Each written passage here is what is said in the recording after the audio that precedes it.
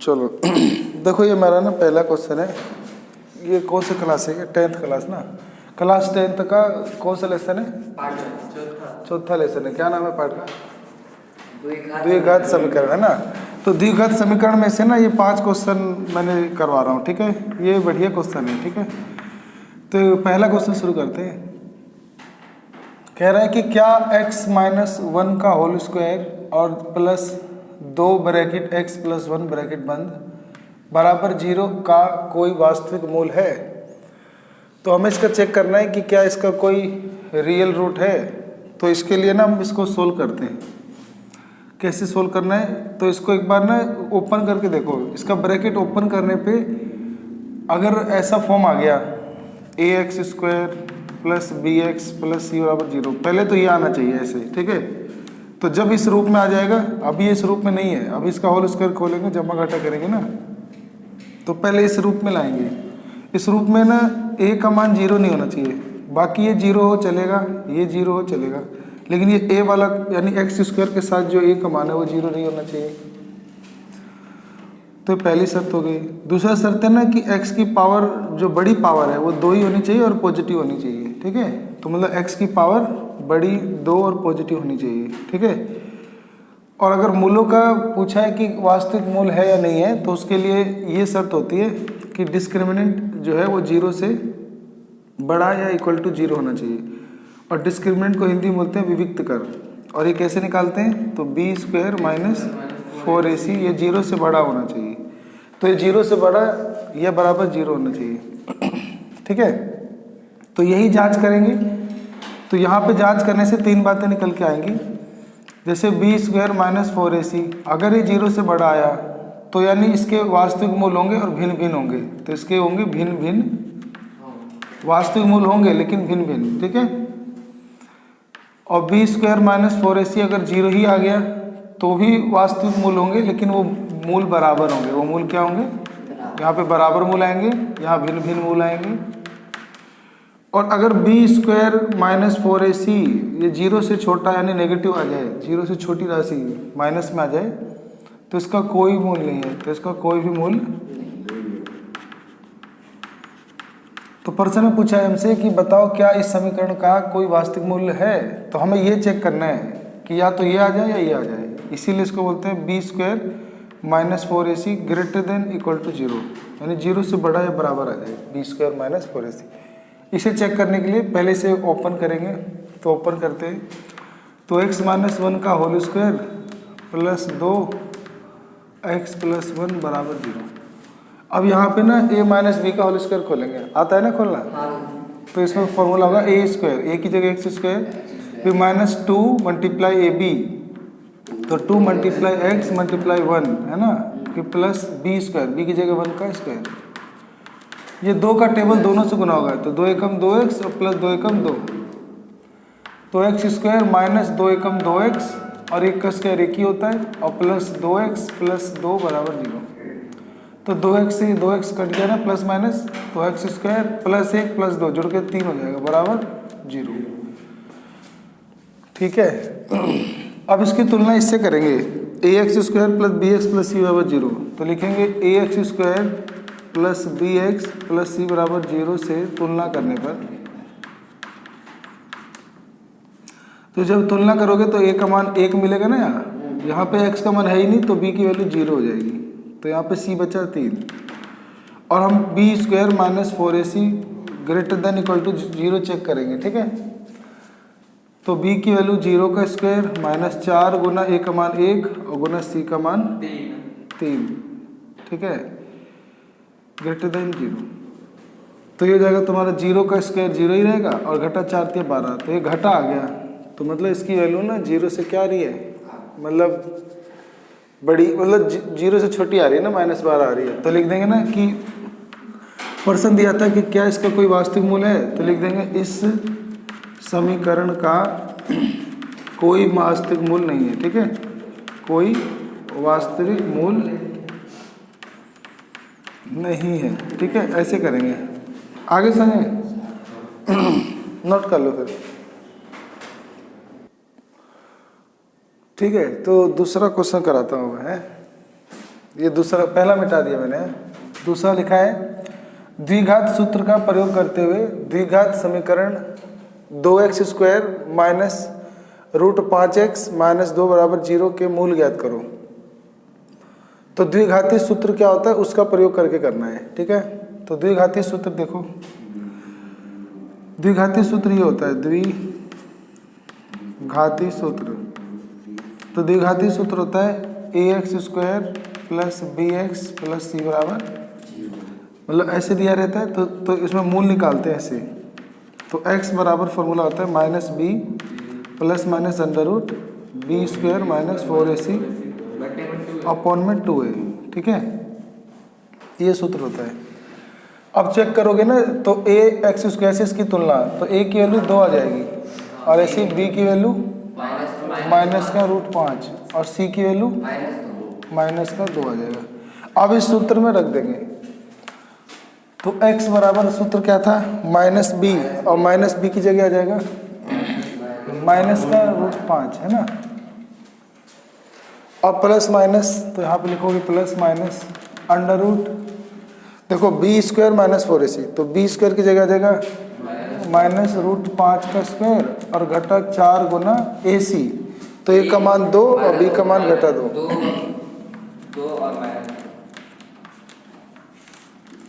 और बट्टे में आएगा 2a, तो 2 गुना 2, है ना। ये माइनस माइनस गुना होगा तो प्लस का √5 और प्लस माइनस, और यहाँ पर ना माइनस √5 का स्क्वायर करने पे तो 5 आ जाएगा और माइनस का स्क्वायर करने पे भी प्लस का 5 आ जाएगा, नहीं। तो यहाँ पे गुना हो जाएगा, ये 4 दूनी 8 दूनी 16 और माइनस माइनस प्लस का 16 ना, और बट्टे में 4। तो x बराबर एक बार प्लस का √5 और प्लस माइनस ये जोड़ने पे आ रहा है 21, क्या आ रहा है 21 और बटे में 4। तो इसको 2 आंसर लिखना होता है। तो एक बार प्लस के साथ, तो एक बार ये आंसर हो जाएगा और एक ये आंसर हो जाएगा, ठीक है। तो ये हमारा आंसर हो गया, समझ में आ गया। तो ये कर लेना खुद ही। अब क्वेश्चन नंबर 3 करा देता हूँ ना, 3 करा दो ना।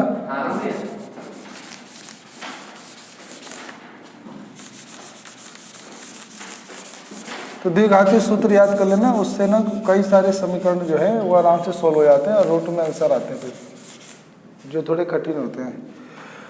अगला है कि गुणनखंड विधि से 6x² घटा √2x घटा 2 बराबर 0 के मूल ज्ञात करो। तो गुणनखंड विधि से भी करना होता है कई बार मूल। तो मूल ज्ञात करने के बाद गुणनखंड विधि करना है। तो देखो ध्यान से, ये लिखा है 6x² माइनस √2x और माइनस 2 बराबर 0। इसको गुणनखंड विधि से कैसे करते हैं, सबसे आगे वाला संख्या को सबसे पीछे वाले से गुना करते हैं। पहले इसको ऑर्डर में लिखना होता है, x² वाला ऑर्डर, फिर x वाला, फिर बिना x वाला, ऐसे ही ऑर्डर में लिखने के बाद इसे तिरछा गुना करते हैं, ये आगे वाले को पीछे वाले से। तो 6 दूनी -12। अब इसका ना ऐसे एलसीएम लो कि √2 आता हो, तो मैं 12 का एलसीएम लूंगा ना, तो 3 2 से करते हैं ना पहले, तो 2 6 12, फिर 2 3 6, फिर 3 1 3, तो 2 गुना 3। मुझे √2 चाहिए, तो वो तब आएगा जब मैं 3 √2 और 2 √2 लिखूंगा। देखो ध्यान से, तो 3 दूनी 6 हो जाएगा, और ये जो √2 था ना, ये 2 था, इसको √2 जो 2 होता है ना, उसको हम √2 गुना √2 ऐसे लिख सकते हैं, ठीक है। तो मुझे तो घटा का चाहिए, तो ये जो बड़ा वाली संख्या है ना 3, इससे हम घटा का लिख लेंगे ना, और जो ये छोटा वाला है ना 2 √2, ये प्लस का है, और यहाँ x² था तो एक x इसके साथ और एक x इसके साथ। अब तुम इसको गुना करोगे ना, तो ये आ जाएगा 3 दूनी 6 और √2 2 हो जाएगा, तो 6 दूनी 12, तो घटा 12 x², और इनको जोड़ोगे ना आपस में, तो √3 में से 2 घट जाएगा, तो √1x आ जाएगा ना। आगे वाला आ जाएगा 6x², ये घटा 2 बराबर 0। अब मैं यहाँ से ना कॉमन लेने जा रहा हूँ कुछ। देखो ये जो 6 होता है ना, इसमें हम 3 गुना √2 गुना √2 लिख सकते हैं। कॉमन लेना है ना, वो समझाने के लिए लिख रहा हूँ। 6 है, 6 को 3 गुना √2 गुना √2 x² और घटा 3 √2x, और इसको ऐसे लिख दो 2 √2x और घटा 2 बराबर 0। अब देखो यहाँ से क्या क्या कॉमन आएगा, तो 3 √2 और एक x का पहाड़ा भी कॉमन आ जाएगा, तो बचेगा √2 x और घटा का x ओ 1 क्या बचेगा। ऐसे यहाँ से दो का पौड़ा कॉमन ले लेंगे तो बचेगा √2x और घटा 1 बराबर 0। अब देखो ये वाला सेम हो गया ना, इन दोनों को एक बार लिख लेंगे √2x घटा 1 और ये जो बाहर वाला है ना 3 √2x और जमा 2 बराबर 0। तो एक बार √2x घटा 1 को 0 ले लेंगे और एक बार √3 √2x और जमा 2 को 0। तो ये जो घटा का 1 है उधर जाके क्या जाएगा, जमा का 1 और x के हो जाएगा 1/√2। ऐसे ही उधर चला जाएगा तो 3 √2x बराबर घटा का 2 और ये बटे में चला जाएगा तो घटा 2 और बटे में 3 √2। तो हमारा ये 2 आंसर आ गया। ठीक है, अगर इस आंसर की जांच करनी है कि सही है तो x का मान यहाँ पे पुट कर देना है और सोल्व करोगे तो 0 हो जाएगा। ठीक है, तो करके देख सकते हो। आगे समझ में। चलो देखो क्वेश्चन नंबर 4 है हमारा। कहता है जांच कीजिए कि क्या समीकरण के मूल वास्तविक हैं। तो पहले तो जांच करना है कि इस समीकरण के मूल वास्तविक हैं और यदि हैं तो उन्हें पूर्ण वर्ग विधि मतलब पूर्ण वर्ग बनाने की विधि से हल करो। तो एक परफेक्ट स्क्वायर मेथड होता है, उससे करना है। सिखाया था ना एक दिन मैंने परफेक्ट स्क्वायर मेथड। तो ये क्या लिखा है 6x² - 7x + 2 बराबर 0। तो इसका a का मान कितना जाएगा 6, b का मान -7 और c का मान। तो पहले तो इसने पूछा था जांच करो कि क्या मूल वास्तविक है। तो इसके लिए पहले b² > 0 चेक करेंगे ना। तो b की जगह घटा 7 का स्क्वायर घटा 4 गुना 6 गुना में 2 और ये तो 7 का स्क्वायर 7 तो 49 और घटा 6 दूनी 12 चौक 48। तो 49 में से 48 गया 1 आ रहा है और 1 तो 0 से बड़ा होता ही है। तो मूल वास्तविक है, यानी क्या है मूल तो मूल वास्तविक है यानी। ठीक है, अमूल वास्तविक है तो बोलता है फिर पूर्ण वर्ग बनाने की विधि से उन्हें हल करो। तो देखो पूर्ण वर्ग विधि से कैसे हल करते हैं। तो पहले ने जो समीकरण लिखा रहता है वो लिख लेते हैं। अब यहाँ पे ना जैसे ये 6x² है तो ये जितना 6 रहेगा उतने से ही भाग करना है। तो सबको 6 से क्या कर देंगे भाग, दोनों तरफ 6 से भाग। तो 6 से 6 कट गया तो बचा x² और ये तो कट नहीं पाएगा तो 7/6x और ये कट जाएगा तो 1/3 और बराबर 0 0/6 0 होता है। अब यहाँ से मैंने बताया था कैसे करते हैं, एक यहाँ से x² है ना तो 1x लिख लेते हैं। यहाँ पे x छोड़ के क्या बचेगा 7/6, फिर इसमें आधा गुना करते हैं 1/2 और इसका होल स्क्वायर और घटा देते हैं। ये 7 एकम 7 और बटे में 6 दूनी 12 का होल स्क्वायर घटा देते हैं। मतलब इसमें से 1x लिखते हैं, इसमें x छोड़ देते हैं और x छोड़ने के बाद जो बचता है वो सेम लिख देते हैं। माइनस हो तो माइनस, प्लस हो तो प्लस। तो बचा 7/6, इसमें आधा गुना करना है 1/2, फिर ब्रैकेट का होल स्क्वायर लगा के फिर ये जो गुना करो 7 एकम 7 आता है और 6 दूनी 12 तो इसका स्क्वायर भी घटा देना है। ठीक है, और प्लस क्या बचा पीछे 1/3 बराबर 0। अब ये हो जाएगा x घटा 7/12 का होल स्क्वायर और ये माइनस का है उधर जाके क्या जाएगा प्लस और 7 का स्क्वायर क्या होता है 49 और 12 का स्क्वायर 144 और जो प्लस का 1/3 था उधर जाके क्या जाएगा। अब एलसीएम ले लेंगे 144 और 3 का एलसीएम ले लेंगे तो 144 ही आएगा और ऊपर 49 रहेगा। अब 144 3 के पढ़े में 144 कितनी बार आता है 3 से इससे भाग करके चेक कर लो। 3 चौक 12 3 8 24 ना 48 आ रहा है तो यहाँ पे क्या लिख दूंगा 48। तो 49 में से 48 गया तो 1/144। इसको मैं 1/12 का होल स्क्वायर लिख सकता हूँ ना। 1 का स्क्वायर 1 होता है और 144 12 का स्क्वायर होता है। और यहाँ पर भी x घटा 7/12 का होल स्क्वायर। तो ये स्क्वायर से स्क्वायर तो फिर 2 बार आंसर आता है। एक बार प्लस का 1/12 लेना होता है और एक बार माइनस का 1/12। अभी माइनस का उधर जाके क्या हो जाएगा तो 1/12 में प्लस हो जाएगा 7/12। तो 12 घर से 12 आएगा और 7 तारीख जोड़ के 8 तो ये कट जाएगा x के हो जाएगा 1/3। ठीक है, सॉरी 4 के पास काटोगे तो 4 दूनी 8 4 3 2/3 आ गया आंसर। ठीक है, ऐसे ही उधर जाके ऐड हो जाएगा तो माइनस 1/12 में 7/12 ऐड हो जाएगा। 12 कैसे 12 आएगा 7 में से 1 घट जाएगा तो 6 बचेगा और 1 कटेगा ना तो 6 कम 6 6 12 1/2 हो जाएगा। तो ये हमारा आंसर हो गया। ठीक है, पूर्ण वर्ग विधि में क्या होता है कि अगर तुम इसका दोबारा होल स्क्वायर खोलोगे ना तो ये इसमें दोबारा खोलने पे ये कट जाएगा, पहले जैसा आ जाएगा। ठीक है, तो ऐसे कर लेना है। चलो क्वेश्चन नंबर मैं 5 कराता हूँ।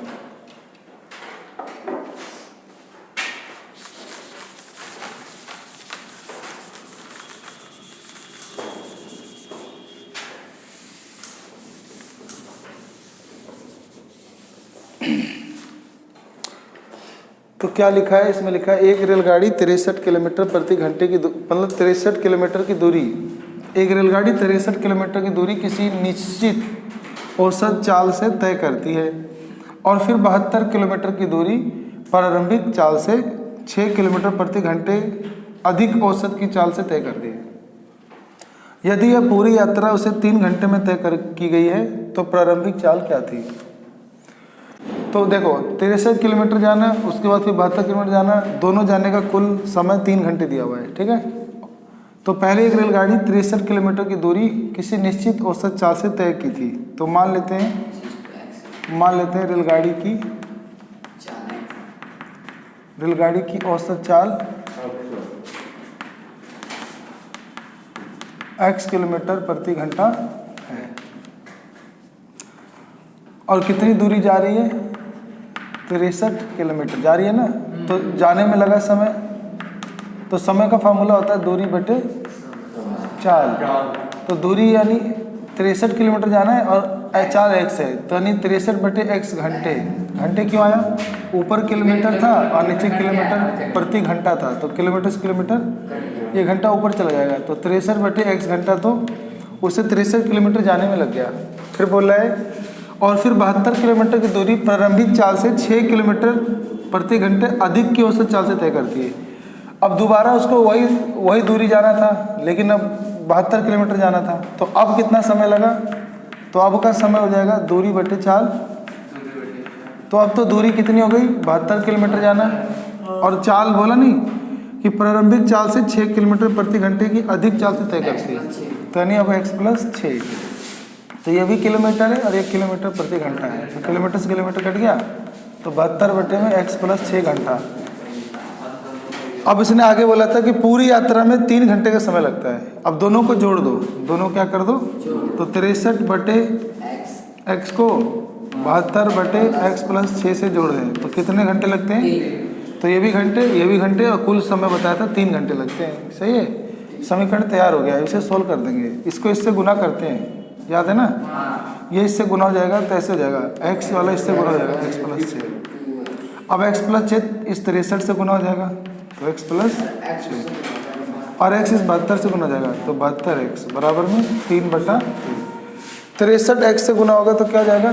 63x है ना, और 63 6 से गुना होगा तो 6 3 18 का 8 हासिल किया 1, 6 6 36 37,